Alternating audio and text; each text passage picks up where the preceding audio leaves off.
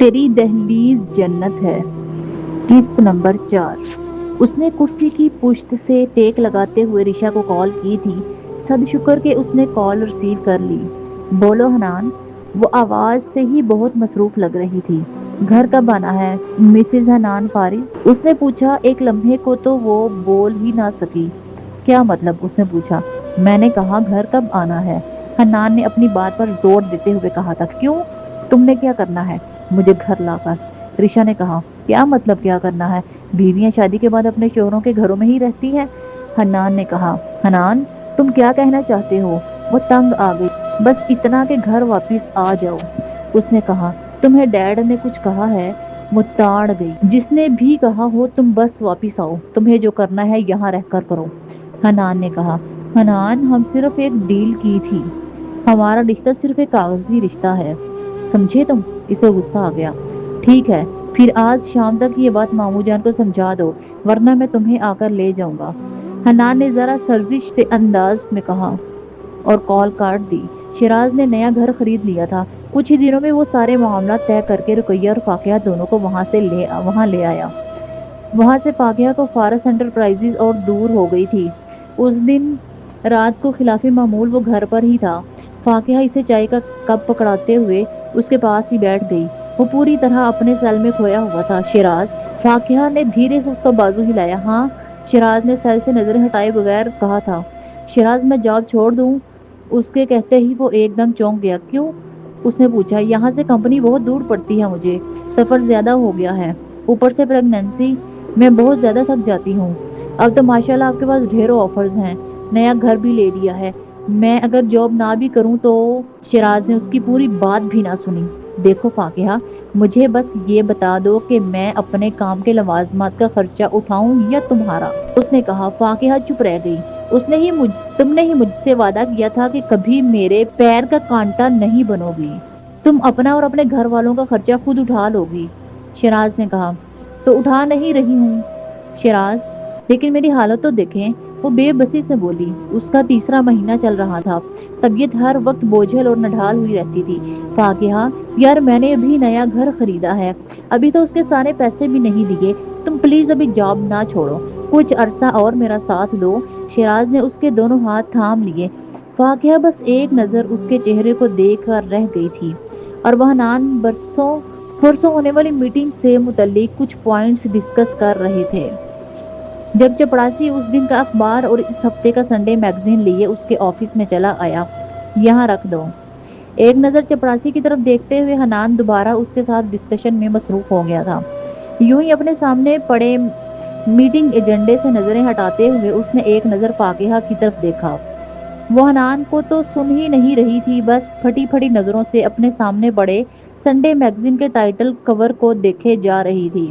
حنان نے اسے کچھ کہنے کے لیے منہ کھولا ہی تھا کہ نظر میگزین کی طرف چلی گئی۔ رشا اور شیراز، ہوش اڑا دینے والا منظر، ایک دوسرے سے بے حد قریب۔ وہ کسی ہیئر شیمپو کا فوٹو شوٹ تھا۔ شیراز نے پوری طرح سے اپنی باہوں میں مقید کیا ہوا تھا اور وہ اپنے بال اس کے چہرے پر گرائے اس پر جھکی ہوئی تھی۔ حنان پانی پانی ہو گیا۔ اسے ایک دم قہر چڑھا تھا۔ اسے یوں گھور گھور کر دیکھنے سے مجھے شرمندہ کرنا بند کرو گی تم؟ وہ فاقیہ پر چڑھ دوڑا۔ اس کی آنکھیں ایک دم لبالب بھر گئیں۔ Get last! اس نے ہاتھ مار کر میز پر پڑی فائل تر بدر کی تھی۔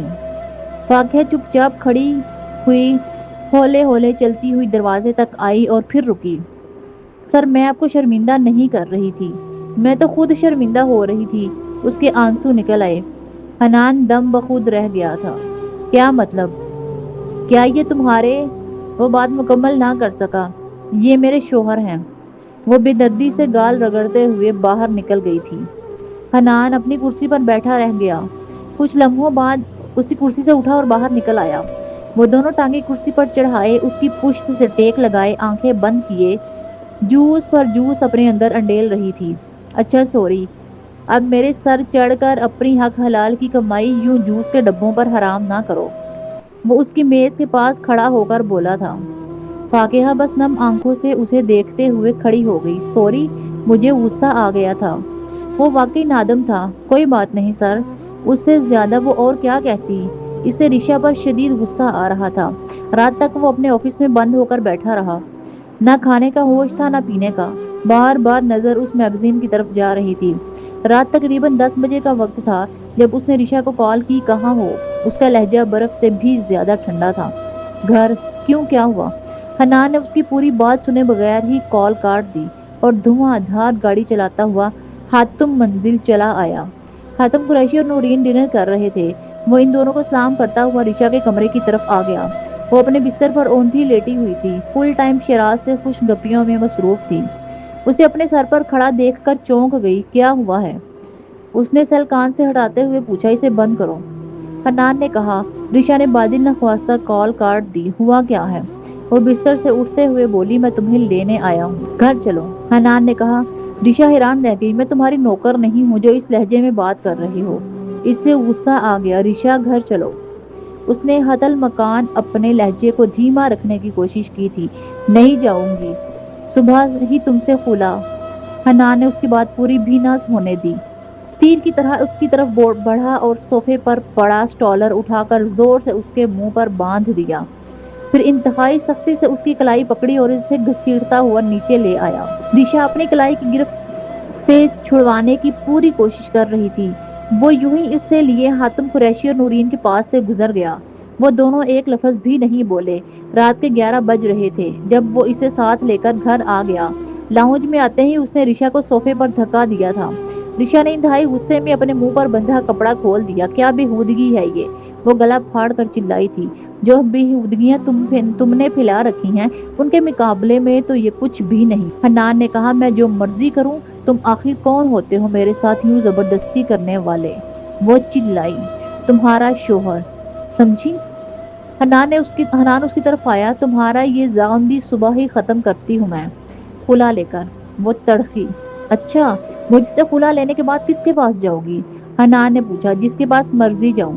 وہ کھڑی ہو گئی۔ جسے چن رکھا ہے نا تم نے، وہ شادی شدہ ہے، مسز رشا حنان، اور ایک بچے کا باپ بننے والا ہے۔ حنان نے اس کے سر پر بم پھوڑا تھا۔ وہ سن رہ گئی۔ ایک بچے کا باپ؟ اس کے لبوں سے سرگوشی سی نکلی تھی۔ خدا کے لیے بس کر دو رشا، بخش دو اس کی معصوم بیوی اور بچے کو۔ حنان اسے تعصب سے دیکھتا ہوا اوپر چلا گیا تھا اور رشا وہ بے جان سی ہو کر وہیں صوفے پر گر گئی۔ شیراز، تم نے مجھ سے پھر جھوٹ بولا۔ اسے رہ کر شیراز پر غصہ آ رہا تھا۔ اور میں کیوں اس کی باتوں میں آ گئی؟ اسے خود پر بھی افسوس ہو رہا تھا۔ وہ اس دن آفس جانے کے لیے تیار ہو رہی تھی جب دروازے کی گھنٹی بجی۔ شیراز ابھی تک بستر میں گھسا ہوا تھا۔ وہ جلدی سے اپنا بیگ کندھے پر ڈالتے ہوئے دروازے کی طرف آ گئی۔ رشا اس کے گھر کی دہلیز پر کھڑی تھی۔ شیراز ہے؟ فاقیہ کی حالت اس کے ان تمام سوالات کے جوابات دے گئی جو وہ شیراز سے پوچھنے آئی تھی۔ جی اندر ہے، فاقیہ نے کہا۔ میں اس سے 2 منٹ کے لیے مل سکتی ہوں؟ رشا نے پوچھا۔ ضرور، تشریف لائیں۔ فاقیہ نے ایک طرف کو ہو کر اسے راستہ دے دیا۔ اسے لاؤنج میں چھوڑ کر وہ شیراز کو اٹھانے چلی گئی۔ تم یہاں؟ وہ بے حد بوکھلایا ہوا باہر نکلا۔ فاقیہ بار بار کلائی پر بندھی گھڑی کی طرف دیکھ رہی تھی۔ تم آفس جانے لگی تھی؟ رشا کو اندازہ ہو گیا۔ جی، اس نے کہا۔ تو چلی جاؤ، مجھے بس اس سے ایک ضروری بات کرنی ہے۔ رشا کا انتہائی اکڑ اور پرغرور لہجہ دیکھ کر فاقیہ نے اس کی مزید بات کرنے کی ضرورت ہی نہ محسوس کی، بس چپ چاپ اس کے ستے ہوئے چہرے کی طرف دیکھتی ہوئی باہر نکل گئی۔ رقیہ بیگم ابھی تک اپنے کمرے میں ہی تھیں۔ تم نے مجھ سے پھر جھوٹ بولا شیراز، وہ تن فن کرتی اس پر چڑھ دوڑی۔ کیا مطلب؟ شیراز سمجھ نہ سکا۔ تم نے کہا تھا کہ تمہاری شادی صرف ایک فارمیلٹی ہے، تم کبھی اپنی بیوی کے قریب نہیں گئے، پھر آخر وہ پریگننٹ کیسے ہو گئی؟ رشا کو اس پر شدید غصہ تھا۔ رشا سنو تو، وہ اس کی طرف کو آیا تھا۔ کیا سنوں؟ شیراز، آخر تم کتنے جھوٹ بولو گے تم؟ نہ جانے کیوں رشا کی آنکھیں بھیگ گئیں۔ رشا، میری جان، میری بات سنو، بس ایک۔ شیراز سے منا نہیں پا رہا تھا۔ بکواس بند کرو، اور خبردار جو آج کے بعد مجھے اپنی شکل دکھائی تو۔ وہ اسے وارننگ دیتی ہوئی وہاں سے نکل گئی تھی۔ پورا 1 ہفتہ ہو گیا تھا اسے گھر میں قید ہوئے۔ سیل مسلسل بند کیا ہوا تھا، باہر کی دنیا سے ہر رابطہ منقطع کیا ہوا تھا اور شیراز کی شکل تک نہ دیکھنے کی قسم کھا رکھی تھی۔ مسلسل 1 ہفتے سے وہ حنان کے گھر پر ہی تھی۔ اس دن بھی وہ رات تقریباً 9 بجے آفس سے گھر آیا تو وہ صوفے پر آڑی ترچھی ہو کر بیٹھی ٹی وی دیکھ رہی تھی۔ حنان بس ایک نظر اسے دیکھتا ہوا اوپر چلا گیا۔ وہ اس سے بات ہی نہیں کر رہا تھا۔ शायद अपनी बिगड़ी हुई बीवी को राह रास्त पर लाने की कोशिश कर रहा था। वो फ्रेश होकर नीचे आया, अपने लिए चाय का एक कप बनाया और धीरे से उसके सोफे पर आकर बैठा। रिचा कुछ देर तो वैसे ही सोफे की पुश्त से टेक लगाए बैठी रही, फिर धीरे से उठी और अपना सर हनान के कंधे पर रखकर उसके बिल्कुल साथ जुड़कर बैठ गई। तुम नाराज हो? उसने पूछा। हनान का दिल एकदम डगमगा गया। वो तो इसका बरसों का ख्वाब थी। तुम्हें क्या लगता है? हनान ने कहा। अच्छा सॉरी। ऋषा रिमोट एक तरफ फेंकते हुए वो अपने दोनों बाजू के गिर्द उसके गिर्द बांध दिए। हनान की बस हो गई, शायद उसके लिए इतनी सजा काफी थी। धीरे से चाय का कप मेज पर रखते हुए उसने ऋषा का होश रुबा सरापा अपने बाजू में भरा था। अब क्या सोचा है तुमने? वो उसकी आंखों में झांकते हुए बोला। ऋषा बोलने की बजाय अपने दोनों बाजुओं की गिरफ्त उसकी गर्दन पर मजबूत कर दी थी, अपना चेहरा उसके सीने में छुपा लिया था। इस लम्हे से शराज की बेवफाई बुरी तरह चुभ रही थी। पूरा हफ्ता हो गया था इसे मातम मनाते। शराज की तरफ से भले ही कोई दिली वाबस्तगी ना होती, लेकिन उसने वाकई दिल दुखाया था। शराज पर उसके एक झूठ के बावजूद एतबार किया था। उस लम्हे हनान के मजबूत बाजुओं की आगोश में उसे नोट कर टूट कर शराज की बेवफाई पर रोना आया। ऋषा, हनान को लगा जैसे उसकी शर्ट भीग रही है। मेरी जान, रो क्यों रही हो? वो उसके चांद चेहरे पर अपने होंठ बात करते हुए पूछ रहा था। सॉरी। वो दोबारा इससे लिपट गई। ऊपर ले चलूं? वो इससे पूछ रहा था। ले चलो। ऋषा के कहते ही वो इसे बाहों में उठाकर खड़ा हो गया। बाद में गुस्सा तो नहीं करोगी? वो बोला। नहीं, नहीं करती। ऋषा से उसके लबों का सामना करना दोभर हो रहा था। सुबह उठकर ये तो नहीं कहोगी कि ये बस एक पेपर मैरिज थी? वो इसे बिस्तर पर गिराते हुए पूरी तरह इस पर हावी होता जा रहा था। नहीं कहूंगी। ऋषा का वजूद ही काफी था इसे पागल करने के लिए, और वो पागल होता जा रहा था। आखिर वो आज से एक शूटिंग साइट पर मिल ही गई थी। उसके इसरार करने पर तो वो कभी भी उससे बात ना करती। सो कोई खेल ही खेलना था। मेकअप मैन की मुट्ठी गर्म करके उसने ऋषा के साथ तन्हाई में चंद मिनट खरीद लिए। वो वक्फे के बाद मेकअप रूम की तरफ गई तो एकदम ही उसके पीछे दरवाजा बंद हो गया। तुम निकलो यहाँ से। वो इस पर चढ़ दौड़ी। ऋषा, मेरी बात सुनो। वो तीर की तरह उसकी तरफ आया। खबरदार जो मुझे हाथ भी लगाया था। वो पीछे को हटते हुए बोली। ऋषा सुनो। शिराज ने उसका हाथ पकड़कर अपनी तरफ खींचा। वो लड़खड़ाकर उसके सीने से आ लगी। ऋषा, मेरी जान। उसने मजबूती से अपने दोनों बाजू इसके नाजुक वजूद के गिर्द बांध कर गिरफ्त मजबूत की। शिराज, छोड़ो। वो इसके चुंगल से निकलने की पूरी कोशिश कर रही थी। मेरी जान, मेरी ऋषा। वो इसे खुद में समोए बड़े जुनून से उसके चेहरे को चूमता चला गया। ऋषा की हर पेशे रफ्त बेकार चली गई। शिराज, उसने एक आखिरी एहतजाजी कोशिश करना चाही थी। ऋषा, जिसे शिराज के लबों को अपने लबों में कैद करते हुए खत्म कर दिया, और इस वक्त तक इसे खुद में काबू किए खड़ा था जब तक ऋषा का वजूद ढीला नहीं पड़ गया। तुमने झूठ बोला। उसकी आंखें भर आई थी। मैं बहुत मोहब्बत करता हूँ तुमसे यार, बहुत ज्यादा। मैं नहीं रह सकता तुम्हारे बिना। तुम्हारी आदत हो गई है मुझे। वो इसे आजाद नहीं कर रहा था। बस कुछ दिन और एतबार कर लो मुझ पर। उसकी डिलीवरी होते ही उसे तलाक दे दूंगा, पक्का वादा। वो उसे एक बार फिर झांसे में ला रहा था। प्यार करती हो ना मुझसे? वो उसकी आंखों में झांकते हुए बोला। और ऋषा? वो आखिर कैसे छुपाती कि उसकी बेतहाशा मोहब्बत को? वो आखिर कैसे कह देती कि मुझे तुमसे कोई प्यार नहीं? नहीं कह सकी। मुझसे दूर ना जाया करो ऋषा। मेरा बदन टूटने लगता है। लत पड़ गई है मुझे तुम्हारी। वो जानता था कि ऋषा इससे दिल लगा बैठी है, सो वो इसे जेर करता जा रहा था। वो अपनी नशिस्त पर बैठी थी जब इसे हनान का बुलावा आ गया। उसकी प्रेगनेंसी के आखिरी दिन चल रहे थे। बस आजकल में वो उसकी छुट्टी मांगने ही वाली थी। जी सर। वो अंदर आते हुए बोली। मिस फागिया, अगर आपको बुरा ना लगे तो मुझे एक फेवर दे सकती हैं? उसने कहा। जी सर, जरूर। वो बोली। आज रात एक बहुत बड़ी बिजनेस गैदरिंग है। कई कंपनियों के चेयरमैन और ऑनर्स वहां मौजूद होंगे। बहुत सारे टेंडर्स और कॉन्ट्रैक्ट्स का तबादला भी होगा। अगर मुमकिन हो तो क्या आप मेरे साथ चल सकती हैं? उसने पूछा। सर, इशू तो कोई नहीं है। मैं यहाँ पर भी तो आती हूँ, लेकिन इतनी रात को आऊंगी कैसे? वो बोली। No problem. मैं आपको पिक भी कर लूंगा और ड्रॉप भी कर दूंगा। दरअसल फाकिहा, कुछ कसूर आपका है और कुछ मेरा। मैंने कुछ ज्यादा ही खुद को आप पर डिपेंडेंट कर लिया है। अब अक्सर चीजें तो मुझे पता भी नहीं होती और आप क्लियर कर देती हैं। वो कहता चला गया। कोई बात नहीं सर। वो कहते हैं ना कि नौकर क्या और नखरा क्या। वो धीरे से बोल दी। حنان نے پہلی بار نظر بھر کر اس کی طرف دیکھا۔ وہ عام سی شکل و صورت کی انتہائی سادہ سی لڑکی تھی، لیکن اس کی گہری سیاہ آنکھوں میں بلا کی چمک تھی۔ اس کے پروقار چہرے پر بلا کی ذہانت تھی۔ اس کی خوبصورتی کو شاید خوبصورتی کی ضرورت بھی نہیں تھی۔ اس کے یوں مسلسل دیکھنے پر سٹپٹا سی گئی۔ ٹھیک ہے سر، میں چلی جاؤں گی آپ کے ساتھ۔ اس نے بات ختم کرنی چاہی۔ حنان دھیرے سے مسکرا دیا۔ اس نے عام سیکرٹریوں کی طرح کبھی اس کے آفس میں دیر تک رکنے کے بہانے نہیں ڈھونڈے تھے۔ بس اپنے کام سے آتی تھی اور کام ہوتے ہی چلی جاتی۔ کبھی گھنٹوں اس کے ساتھ بیٹھ کر گپیں نہیں ماری، کبھی اپنے کام کے ساتھ ناانصافی نہیں کی۔ ایک پرسنل سی بات پوچھوں آپ سے فاقیہ؟ وہ آج پہلی بار اس کے ساتھ اتنا کھل رہا تھا۔ جی سر۔ وہ بولی، آپ کے ہسبینڈ کا رویہ کیسا ہے آپ کے ساتھ؟ اس نے پوچھا۔ فاقیہ فوراً سے جواب نہ دے سکی۔ اگر نہیں بتانا چاہیں تو کوئی زبردستی نہیں۔ وہ اس کی خاموشی کو نہ جانے کیا سمجھا۔ سر دراصل ہم حقیقت سے کتنا بھی منہ چھپائیں، وہ پھر بھی حقیقت ہی رہتی ہے۔ اور یہ حقیقت ہے کہ میں خوبصورت نہیں ہوں، اور یہ بھی حقیقت ہے کہ وہ بہت زیادہ ہینڈسم اور چارمنگ ہیں۔ وہ فی الحال مجھ سے شادی نہیں کرنا چاہ رہے تھے، بچپن کی منگنی تھی، اسی لیے مجبور ہو گئے۔ وہ اتنا کہہ کر چپ ہو گئی۔ حنان اس کی بات سمجھ گیا تھا۔ ٹھیک ہے مس فاقیہ، آپ جا سکتی ہیں، اس نے ایک لمبی سانس بھرتے ہوئے کہا تھا۔ پورے 10 بجے اس نے فاقیہ کو اس کے گھر سے پک کر لیا۔ شیراز کا کوئی اتا پتہ نہیں تھا۔ رقیہ بیگم سو چکی تھی۔ اس نے انہیں اپنی میٹنگ کے بارے میں بتا دیا تھا۔ نفیس سا سوٹ پہن کر اس نے اپنا آپ بڑی مہارت سے ایک شال میں چھپا رکھا تھا۔ میٹنگ ایک 5 اسٹار ہوٹل میں تھی۔ شہر کے سبھی چھوٹے بڑے بزنس مین وہاں موجود تھے۔ حاتم قریشی بھی آئے ہوئے تھے۔ حنان نے فاقیہ سے بھی ان کا تعارف کروایا۔ یہ رشا کے فادر ہیں، اس نے ذرا زور دیتے ہوئے کہا تھا۔